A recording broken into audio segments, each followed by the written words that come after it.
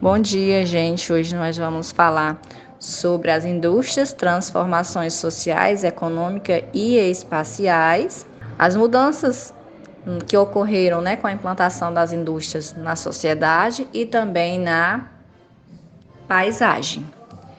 As transformações, primeiras aqui, foi as classes sociais.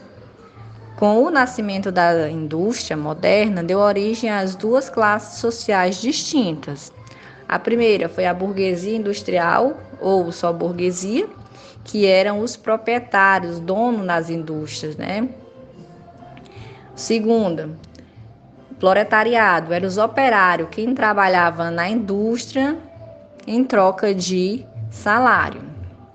Que essa imagem aqui mostra a burguesia e o versus, proletariado, que era o dono da indústria e os trabalhadores.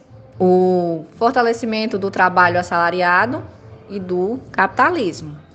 Com a Revolução Industrial, as relações assalariadas de trabalho foram se tornando principalmente uma forma de contrato de trabalho entre o dono da indústria e o proletariado. Por que ocorria isso? Porque o dono da indústria, ele precisava dos operários para que pudesse trabalhar na indústria e também fortalecer o capitalismo, o dinheiro, para que o dinheiro pudesse circular com a confecção das mercadorias, dependendo da indústria, da implantação da indústria, do que ela produzia. Revolução Industrial também ajudou à consolidação do sistema econômico, que eu já falei, a questão do capitalismo, do dinheiro.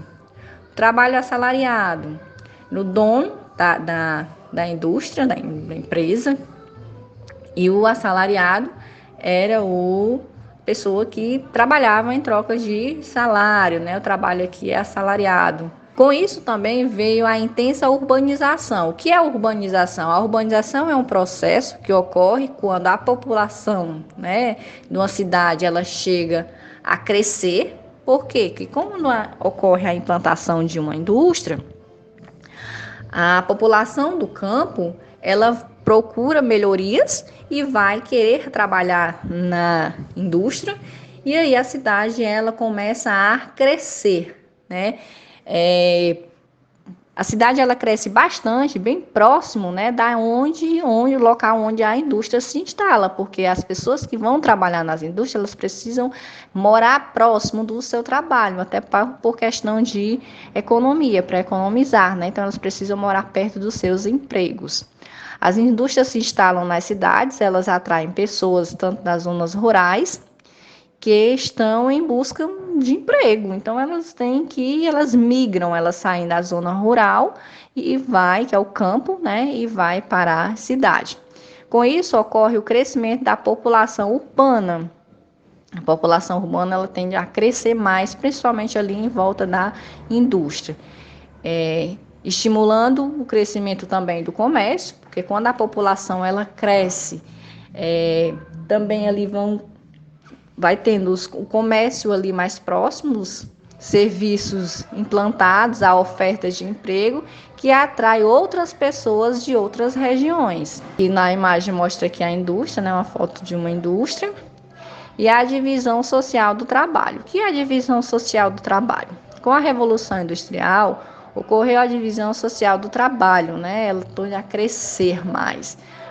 Cada operário tornou-se responsável por uma parte do processo de fabricação de um produto, como um objeto, Então, por exemplo, quando a gente fala aqui de indústria, a gente fala de delegar as funções. Cada pessoa é responsável por uma etapa de uma confecção, vamos dizer assim, de um produto, Então, cada pessoa vai ser responsável por um processo, com o objetivo de elevar a produção. Com isso gera mais lucro para a indústria, porque cada pessoa sabendo qual a sua função, o que ela vai fazer dentro da indústria, então facilita bastante aqui os lucros para a indústria.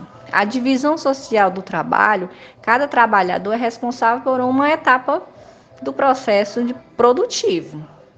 Por exemplo, nós temos aqui uma imagem de visão do trabalho. Nós vimos aqui que por exemplo, aqui vamos dizer que é um restaurante. Uma pessoa lava, outra pessoa enxuga e a outra vai guardando. Então aqui cada pessoa ela é responsável por um processo produtivo. Não é só uma pessoa responsável por todos esses processos. Não, cada pessoa é responsável, cada trabalhador é responsável por um processo produtivo. Alterações no espaço geográfico e na paisagem. Aqui é o que acontece com a implantação da indústria, certo? A industrialização alterou o espaço geográfico, principalmente aqui paisagens, né? Espaço geográfico, paisagem urbana, cidades.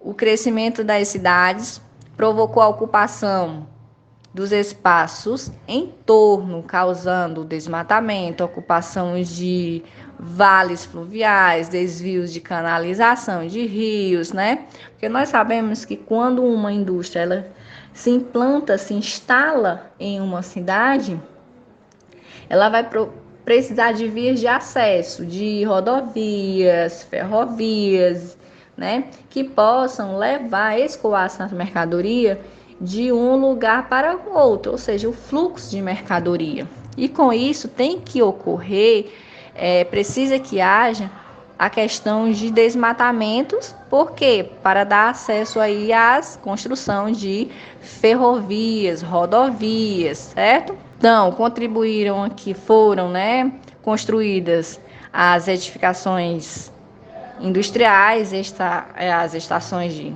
ferrovias, bairros, né, centros comerciais, né, dentro das cidades, com a implantação de indústria. Quando a gente fala com a chegada da indústria em uma cidade, ocorre vários tipos de alterações, né, no espaço geográfico, na paisagem. Concentração do poder econômico, financeiro e político.